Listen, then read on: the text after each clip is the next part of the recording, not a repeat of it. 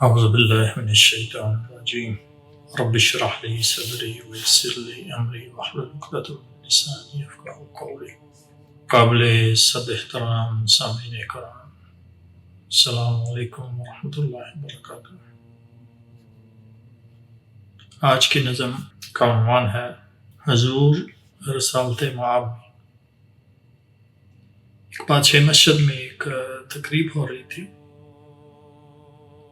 اور اس میں علامہ اقبال نے اس نظم کو پڑھا۔ تو روایتوں میں آتا ہے کہ جب انہوں نے آخری شعر پڑھے تو لوگوں کی ہچکیاں بن گئیں۔ آج 2026 ہے اور آپ یہ نظم سنیں گے تو ایسے محسوس ہوگا کہ یہ آپ کے دل کی آواز ہے۔ ہم آج کل کے جس دور میں رہ رہے ہیں اس میں دن بڑے ہیں مگر سال چھوٹے ہو گئے، اور ایسا لگتا ہے کہ وہ وقت آ چکا کہ جب دین میں نام کے علاوہ کچھ نہیں بچا۔ مسجدیں آباد ہیں مگر ہدایت سے خالی ہیں۔ لیکن آپ یہ چھوٹی سی نظم سنیں گے تو لگے گا کہ اس میں کچھ چیزیں ہیں جو لافانی ہیں، جو آج بھی اتنی ہی سچ ہے جتنی اس وقت تھی۔ تو چلیں جی بسم اللہ کرتے ہیں۔ تو علامہ صاحب فرماتے ہیں کہ گراں جو مجھ پہ یہ ہنگامہ زمانہ ہوا، جہاں سے باندھ کے رخت سفر روانہ ہوا۔ بالکل سادہ سے الفاظ ہیں، یعنی کوئی اردو بولنے والوں کے لیے اس میں مشکل نہیں ہے، تو میں اس کا بالکل سادہ اور اس کے بعد تھوڑا سا گہرائی میں جا کے اس کے اوپر بات کروں گا انشاءاللہ۔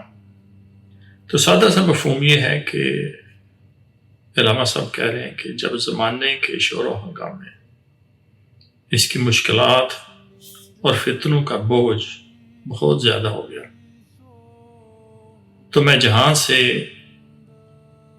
رخت سفر باندھ کے روانہ ہوا، کدھر؟ ایک اور جہان کی طرف، جو وہ آگے جا کر بیان کریں گے۔ ہنگامہ زمانہ، اس سے مراد دنیا کے فساد، جھگڑے، ناانصافیاں، اور ڈیفینیٹلی اس سے انسان کا دل بوجھل ہوتا ہے۔ اور رخت سفر باندھنا، اس سے مراد ایک روحانی ہجرت ہے، روانہ ہونا۔ تو یہ شعر بنیادی طور پہ کہہ رہا ہے کہ دنیا کے مسائل کا حل صرف ظاہری اسباب میں نہیں، بلکہ اس کے پیچھے ایک اعلیٰ روحانی رشتہ بھی ہونا چاہیے، کہ جب انسان زمانے کی سختی سے تنگ آ جائے تو اسے سکون کسی اور جگہ سے ملتا ہے، اور کدھر سے ملتا ہے وہ آگے جا کر بیان کریں گے۔ آگے والے شعر میں علامہ صاحب فرماتے ہیں کہ قیود شام و سحر میں بسر تو کی، لیکن نظام میں کہنا عالم سے آشنا نہ ہوا۔ کہ میں نے دنیا کے معمولات، صبح و شام کی قید، یعنی اس روز مرہ زندگی میں وقت تو گزارا، لیکن یہ جو نظام اس وقت دنیا میں نافذ ہے، اس سے میرا دل کبھی بھی مانوس نہیں ہو سکا۔ تو قیود شام و سحر، قیود قید کی جمع ہے کہ دن اور رات کے قیدی معمولات۔ آپ اپنی زندگی پہ نظر بنائیں، ایک ہی روٹین، ویسے صبح اٹھنا ہے، اٹھ کے برش کرنا ہے، اس کے بعد ناشتہ کرنا ہے، اس کے بعد کام پہ چلے جانا ہے، شام کو واپس آنا ہے، سو جانا ہے، صبح پھر وہی روٹین۔ ایک سسٹم بنا ہوا ہے اور اسی کے اوپر ہم سارے چلتے جا رہے ہیں۔ اس میں اللہ کا کام کدھر ہے؟ اللہ عالم۔ تو علامہ صاحب کہہ رہے ہیں کہ قیود شام و سحر میں بسر تو کی، لیکن میں نے ادھر زندگی ضرور گزاری ہے، لیکن یہ جو نظام کہنہ عالم سے آشنا ہوا، نظام کہنہ عالم سے مراد ہے وہی جو پرانا عالمی نظام ہے، جو انسانوں کو غلامی جبر میں جکڑ دیتا ہے۔ فرماتے ہیں یہ والا جو نظام ہے یہ میں نے کبھی ایکسیپٹ نہیں کیا، آگے علامہ صاحب فرماتے ہیں فرشتے بزم رسالت میں لے گئے مجھ کو، حضور آیا رحمت میں لے گئے مجھ کو صلی اللہ علیہ وسلم، کہ جب اس دنیا سے دل بیزار ہو گیا اور میں نے خواہش کی روحانی سکون کی، تو علامہ صاحب فرماتے ہیں کہ فرشتے آئے اور انہیں آپ صلی اللہ علیہ وآلہ وسلم کی محفل میں لے گئے کہ جب وہ دنیاوی زندگی سے تنگ آ گئے تو انہیں اور کوئی ایسا گوشہ ملا نہیں سوائے آپ صلی اللہ علیہ وآلہ وسلم کے، جہاں رحمتوں کا سرچشمہ موجود ہے۔ تو فرماتے ہیں کہ جب آپ صلی اللہ علیہ وآلہ وسلم نے انہیں دیکھا تو فرمایا، کہا حضور نے، اے عندلیب باغ حجاز، کلی کلی ہے تیری گرمی نواز گداز۔ تو فرمایا کہ اے عندلیب باغ حجاز، عندلیب آپ کو پتہ ہے بلبل کو کہتے ہیں، اور باغ حجاز سے مراد سرزمین عرب ہے، اور علامہ صاحب خود کو بلبل حجاز کہہ رہے ہیں، یعنی ایسا شاعر جو اپنے عشق رسول کے اظہار سے دین اسلام کے باغ کو تازگی بخشتا ہے، کیونکہ آگے والے مصرے میں کلی کلی ہے تیری گرمی نواز گداز، کلی سے مراد یہاں پر دل ہے، اور گرمی نوا یہ علامہ صاحب کی شاعری کی حدت ہے، جذبہ ہے کہ آپ کی جو شاعری ہے وہ دلوں کو نرم کر دیتی ہے اور ان کے اندر آپ صلی اللہ علیہ وآلہ وسلم کا چراغ روشن کر دیتی ہے۔ آگے والے شعر میں فرماتے ہیں کہ ہمیشہ سرخوش جام والا ہے دل تیرا، فتادگی ہے تیری غیرت سجود نیاز۔ اللہ اکبر، بڑا خوبصورت کلام ہے، اس سے بڑی سعادت کیا ہو سکتی ہے کہ آپ صلی اللہ علیہ وآلہ وسلم فرمائیں کہ تمہارا دل ہمیشہ میری محبت اور وفا کے جام سے سرشار رہتا ہے، اور تمہاری عاجزی اصل میں تمہارے غیرت سے بڑے ہوئے جذبوں کا سجدوں کا نتیجہ ہے۔ اللہ اکبر، جامع والا اس سے مراد عشق محبت رسول ہے، اور غیرت سجود نیاز اس سے مراد سجدے کی غیرت، یعنی دکھاوے والا سجدہ نہیں، خالص سجدہ جو اپنے آپ کو مٹا دے۔ یہاں پر ایک بڑا لطیف نکتہ ہے کہ علامہ اقبال کی عاجزی اور انکساری کو آپ صلی اللہ علیہ وآلہ وسلم خود سراہ رہے ہیں اور فرما رہے ہیں کہ تیری جو بندگی ہے اس میں صرف جھکنا نہیں ہے بلکہ غیرت بھی ہے، یعنی وہ جھکتے ہیں تو صرف اللہ اور اس کے محبوب کے سامنے، کسی دنیاوی طاقت کے سامنے نہیں۔ آگے والا شعر ہے کہ اڑا جو پستی ہے دنیا سے تو سوئے گردوں، سکھائی تجھ کو ملائک نے رفت پرواز، یعنی تو دنیا کی پست سطح سے اوپر اٹھا اور آسمان کی طرف پرواز کی، اور یہ پرواز تجھے اصل میں ملائک نے سمجھائی ہے، اس کی تعلیم دی ہے۔ یہاں پر بھی پستی ہے دنیا بڑا خوبصورت لفظ ہے، دنیا ویسے ہی ادنا سے نکلا ہوا ہے جس کا مطلب نیچ ہے، اور اس کی بھی پستی اس کا مطلب ہے کہ دنیا کی ذلتیں، مادی لالچ، غلامی، کمزوریاں، یہ ساری کی ساری انسان کی روحانی پستی کی علامت ہیں۔ سوئے گردوں، آسمان کی طرف، روحانی بلندی کی طرف، اور رفت پرواز کے معنی ہے اعلیٰ نصب العین کی طرف اڑاؤ۔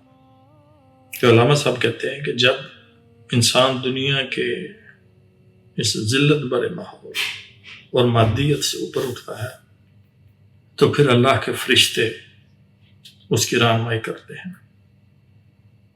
نکل کے باغ جہاں سے برنگ بو آیا، ہمارے واسطے کیا تحفہ لے کے تو آیا۔ اللہ اکبر، کہ آپ صلی اللہ علیہ وسلم فرما رہے ہیں کہ اے فرزند امت، جب تو دنیا سے نکل کر میرے پاس خوشبو کی مانند پہنچے ہو تو ذرا یہ تو بتاؤ کہ ہمارے لیے کیا تحفہ لے کر آئے؟ باغ جہاں سے مراد دنیا ہے، برنگ بو، خوشبو کی مانند۔ خوشبو ایک پاکیزہ اور نظر نہ آنے والی چیز ہے، تو علامہ صاحب نے اسے روحانیت کے معنوں میں استعمال کیا۔ تو اب آپ صلی اللہ علیہ وسلم کے جواب کے بعد علامہ صاحب بولتے ہیں اور کہتے ہیں، حضور دہر میں آسودگی نہیں ملتی، تلاش جس کی ہے وہ زندگی نہیں ملتی۔ واللہ آپ لوگ اگر اس کو سنیں گے تو لگے گا کہ یہ آپ کے دل کی آواز ہے، اگر آپ کا دل ابھی زندہ ہے۔ یہ ایک شکوہ ہے جو علامہ صاحب آپ صلی اللہ علیہ وسلم سے کرتے ہیں کہ جو آج کل کی زندگی ہے، تلاش جس کی ہے وہ زندگی۔ دہر اس سے مراد زمانہ ہے، دنیا، آسودگی، اطمینان اور سکون۔ تو علامہ صاحب کہتے ہیں کہ یا رسول اللہ، وہ جو زندگی جو ہم ڈھونڈ رہے ہیں، پاکیزہ زندگی، وہ کہیں نہیں مل رہی۔ کہ مادی اشیاء بے شمار ہیں، دنیاوی کامیابیاں بے شمار ہیں، لیکن وہ سب وقتی سکون دیتی ہیں، اور روحانی زندگی وہ تو ہے ہی نہیں۔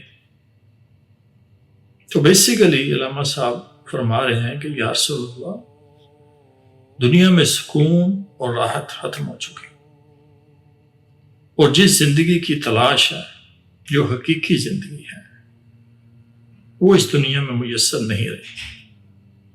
آگے فرماتے ہیں کہ ہزاروں لالہ و گل ہیں ریاض ہستی میں، وفا کی جس میں ہو بو وہ کلی نہیں ملتی۔ اللہ اکبر۔ لالہ گل یہ بھی دنیاوی مظاہر، اس سے مراد آپ حسن لے سکتے ہیں، دولت لے سکتے ہیں، عیش و عشرت لے سکتے ہیں، عیش و عشرت کے اسباب لے سکتے ہیں۔ یہ سارے کے سارے دنیا کے باغ کے رنگ برنگے پھول ہیں۔ ریاض ہستی سے مراد دنیا ہے۔ علامہ صاحب فرماتے ہیں کہ ہزاروں لالہ و گل ہیں ریاض ہستی میں، بظاہر ہر طرف حسن ہی حسن ہے، لیکن وفا کے جس میں ہو وہ کلی نہیں ہوتی۔ جو سچی محبت ہے وہ ختم ہو گئی ہے۔ پھول تو ہیں لیکن ان میں خوشبو ختم ہو گئی ہے۔ کہ دنیا میں خوبصورتی کی کمی نہیں، لیکن سب ظاہری چمک دمک ہے،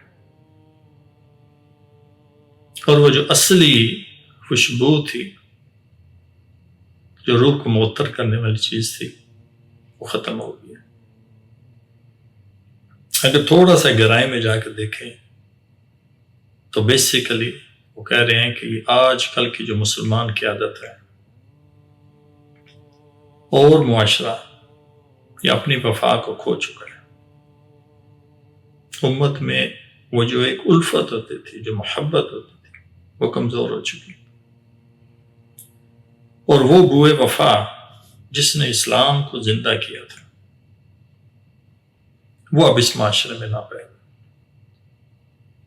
اب آخر میں آ کے علامہ صاحب فرماتے ہیں، مگر میں نظر کو ایک آب کی نہ لایا، جو چیز اس میں ہے جنت میں بھی نہیں ملتی۔ اللہ اکبر۔ آب گینا اس سے مراد ایک شیشے کا برتن ہے، اور یہاں پر یہ ایک اشارہ ہے کہ ایک نازک لیکن قیمتی چیز۔ نظر اس سے مراد وہ تحفہ ہے جو انتہائی عاجزی اور ادب کے ساتھ پیش کیا جاتا ہے۔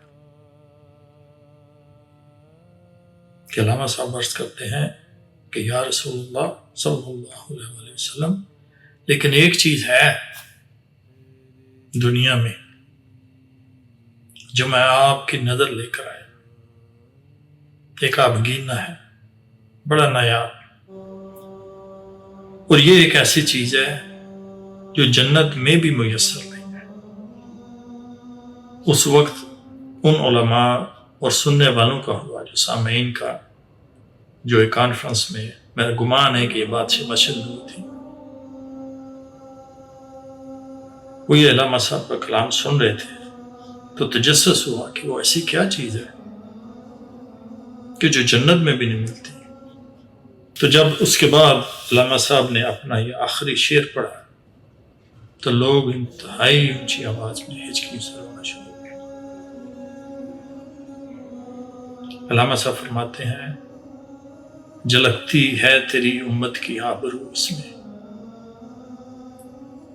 طرابلس کے شہیدوں کا ہے لہو اس میں۔ آپ کو یاد ہوگا کہ یہ جنگ طرابلس جو ہے، جو آج کل کا لیبیا ہے، اس وقت سلطنت عثمانیہ کا حصہ تھا، اور یہ جنگ اٹلی کی فوجوں کے ساتھ لڑی گئی تھی۔ اس جنگ میں ہزاروں مسلمان شہید ہوئے۔ اس شہادت نے علامہ صاحب کو بہت متاثر کیا۔ اب آج کل دیکھ لیں،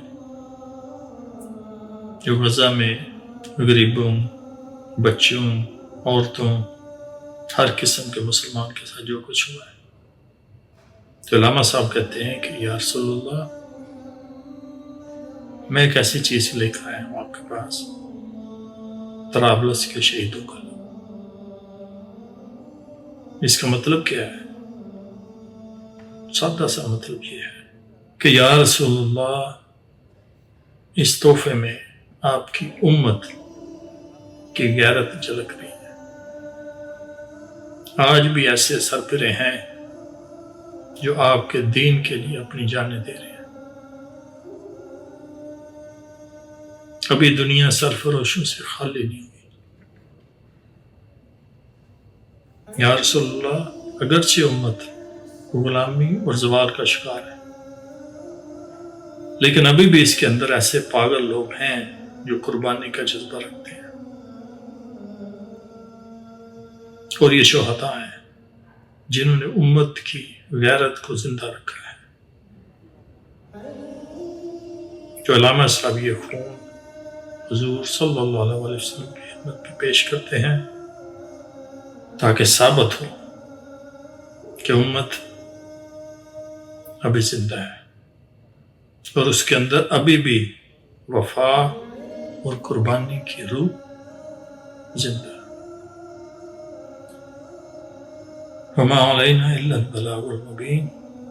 سامعین کرام، اگر آپ کو کوئی علامہ اقبال کی نظم کو پسند ہے، آپ چاہتے ہیں کہ اس کو میں آسان اور سادہ زبان میں ترجمہ کروں، تو یو آر موسٹ ویلکم۔ مجھے ٹیکسٹ کریں، ای میل کریں یا میسج چھوڑ دیں۔ انشاءاللہ تعالی پوری کوشش کروں گا کہ جیسے مجھے تھوڑا سا فارغ وقت ملے گا تو وہ نظم آپ کے خدمت میں پیش کروں۔ وما علینا الا البلاغ المبین۔ اگلے قسط تک کے لیے اللہ حافظ۔ السلام علیکم ورحمۃ اللہ وبرکاتہ۔